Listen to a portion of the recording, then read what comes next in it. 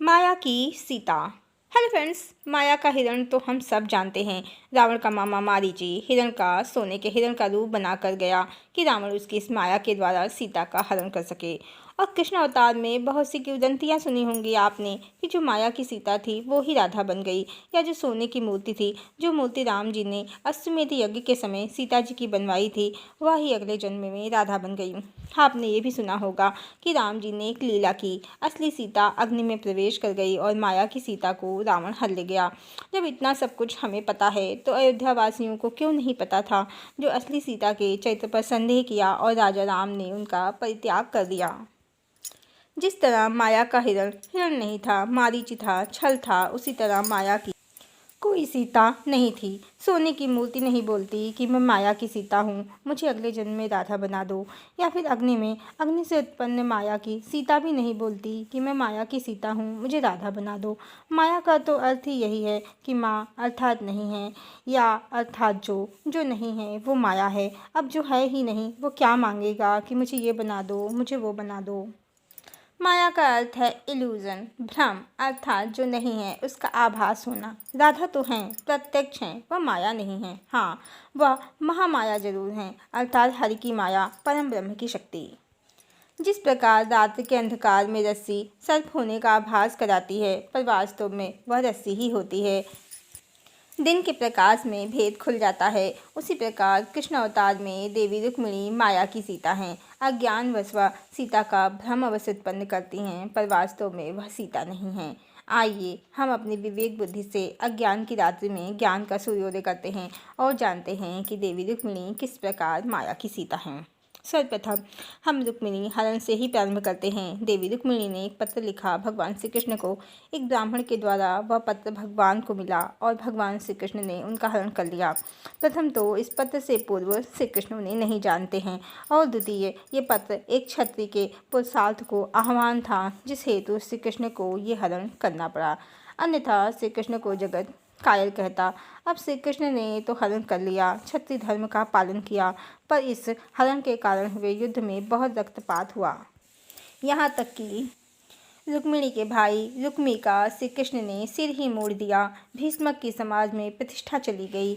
अब यदि हम इस विवाह की तुलना राम और सीता के विवाह से करें तो जमीन और आसमान का अंतर हो जाएगा।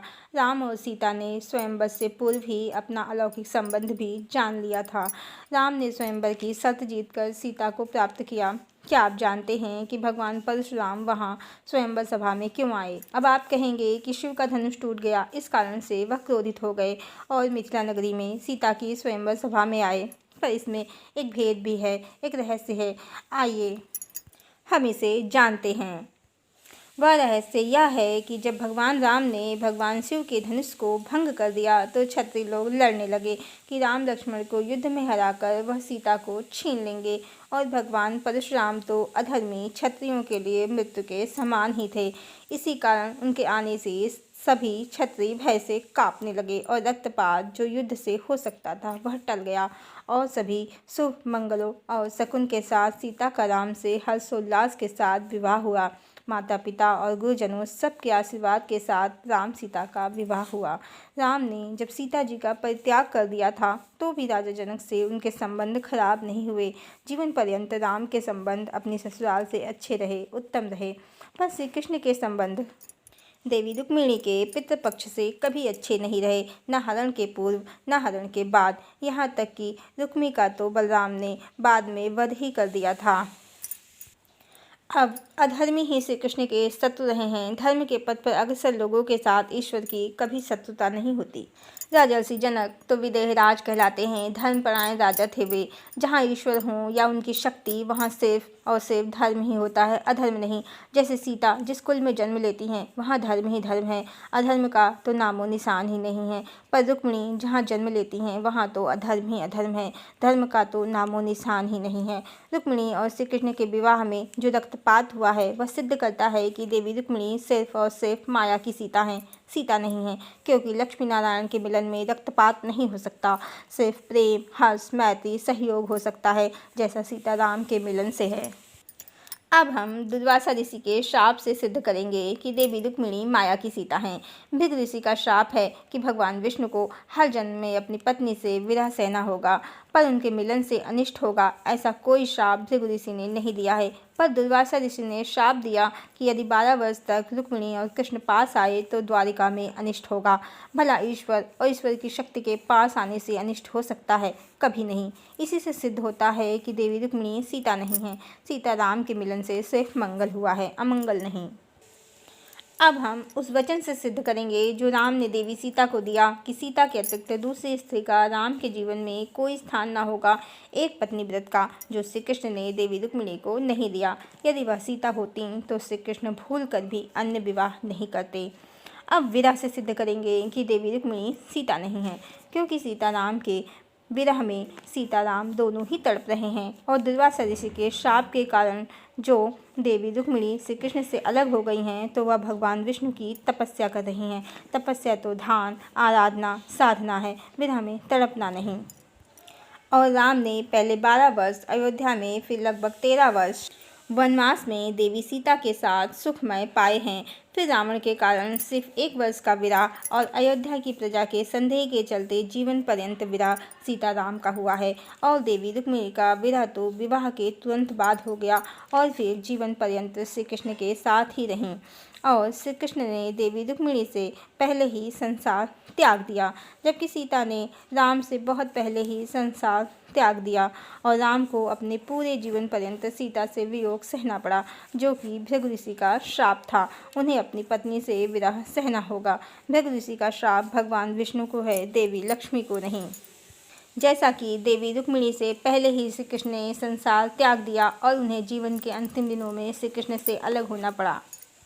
सीता राम की शक्ति हैं। शक्ति ने पहले ही संसार त्याग दिया और शक्तिमान में विलीन हो गई, पर श्री कृष्ण ने रुक्मिणी से पहले ही संसार त्याग दिया। शक्ति के बिना शक्तिमान कैसे संसार का त्याग कर सकता है? इसी से ज्ञात होता है कि रुक्मिणी मात्र माया की सीता हैं, सीता नहीं। जो श्री कृष्ण की प्रथम पत्नी होने के नाते सीता प्रतीत तो होती हैं, पर सीता से उनकी स्थिति परिस्थिति कुछ भी नहीं मिलती है। टीवी सीरियल्स और पुराणों की काल्पनिक कहानियों में जहां हर बात को बढ़ा चढ़ाकर वर्णन किया गया है, यदि हम इनसे बाहर निकल आएँ तो हमें भी सत्य के दर्शन हो जाएंगे। ये सीरियल्स तो इसी कलयुग में बन रहे हैं और ये पुराण भी इसी कलयुग में लिखे गए हैं। शायद बौद्ध या जैन काल में उस समय की राजनीतिक धार्मिक परिस्थितियों के हिसाब से कहानियाँ लिखी गई हैं। इसी कारण कुछ पुराण देवी राधा को मूल प्रकृति बोलते हैं और कुछ देवी रुक्मिणी को। जो जिस देवी का प्रशंसक है उसने उसी देवी का बढ़ा चढ़ाकर गुणगान किया है। इसीलिए एक पुराण में देवी राधा को मूल प्रकृति आदि शक्ति बताते हैं तो दूसरे पुराण में देवी रुक्मिणी को लक्ष्मी। कुछ भी मिलता नहीं है और भ्रम बहुत होता है। पर सूरदास, चैतन्य, तुलसीदास, जस खान, निम्बारकाचार्य, गुरु नानक, गायत्री के प्रणेता पंडित श्री राम शर्मा आचार्य ने ये सभी संत और ज्ञानी देवी राधा को ही आदि शक्ति मूल प्रकृति मानते हैं, लक्ष्मी मानते हैं। देवी राधा ने भी अपना अलौकिक संबंध देवी सीता की तरह श्री कृष्ण से जान लिया था और सीता की तरह श्री कृष्ण से पहले ही धरती लोक का त्याग कर दिया था और देवी सीता की ही तरह उन्होंने जीवन पर्यंत श्री कृष्ण से विरह सहा। और सीता राम की तरह ही राधा कृष्ण की प्रेम कथा भी अपूर्ण रह गई है। प्रेम को पूर्णता इस लोक में नहीं उस लोक में ही प्राप्त हुई है। अब संत और ज्ञानी टीवी सीरियल्स और पुराणों से तो ज्ञान लेते नहीं हैं, उनके हृदय में तो ईश्वर स्वयं ज्ञान प्रकट कर देते हैं, तो वो जानते हैं कर्म की गूढ़ गति, जन्म मरण के खेल और शरीर की नश्वरता तथा इस लोक से लेकर परमात्मा के लोक का सत्य। इसी कारण श्री कृष्ण से विवाह न होने के बाद भी राधा आदिशक्ति हैं, वास्तविक सीता हैं, क्योंकि वह परम ब्रह्म की शक्ति हैं, उनका अर्धांग हैं, उनकी आत्मा ही हैं परम लोक से। उन्हें धरती लोक पर इस प्रमाण की आवश्यकता नहीं कि जब श्री कृष्ण उनसे विवाह करें तो वह लक्ष्मी कहलाएं। श्री कृष्ण ने हजारों विवाह किए, हजारों की भीड़ में राधा का क्या काम, क्योंकि वो तो सीता हैं। जब वो होंगी तो कोई और क्यों होगा श्री कृष्ण के जीवन में। इसलिए माता त्रेता युग की कन्याओं की वो इच्छा जो राम को पति रूप में प्राप्त करने की थी, उसके कारण भगवान ने अपनी सनातन अर्धांगिनी से विवाह नहीं किया और एक ही जन्म में हजारों की इच्छा पूर्ण की। जीवात्माओं के सुख के लिए ईश्वर ने अपने सुख का त्याग किया, अपनी प्रियतमा से विवाह नहीं किया और अज्ञान की रात्रि के कारण उनकी प्रियतमा को, उनकी राधा को हम माया की सीता मान बैठे और माया की सीता को लक्ष्मी। परमात्मा निराकार ब्रह्म है, परम शक्तिमान, और उसकी शक्ति भी एक ही है। जब वो नारायण है तो उसकी शक्ति लक्ष्मी है, जब वो शिव है तो उसकी शक्ति गौरी है, जब वो राम है तो उसकी शक्ति सीता है, और जब वो कृष्ण है तो उनकी शक्ति राधा है। शक्ति तो सिर्फ एक ही है, और जहाँ शक्ति है वहीं शक्तिमान है। और राधा उसी तरह से कृष्ण के लिए हैं जैसे सीता राम के लिए हैं। जिस तरह राम की सीता के होते हुए हजारों का कोई काम नहीं, उसी तरह से कृष्ण के भौतिक जीवन में हजारों के होने से वहाँ राधा नहीं है, क्योंकि जहाँ राधा है फिर वहाँ हजारों का कोई काम नहीं है। हरिओम।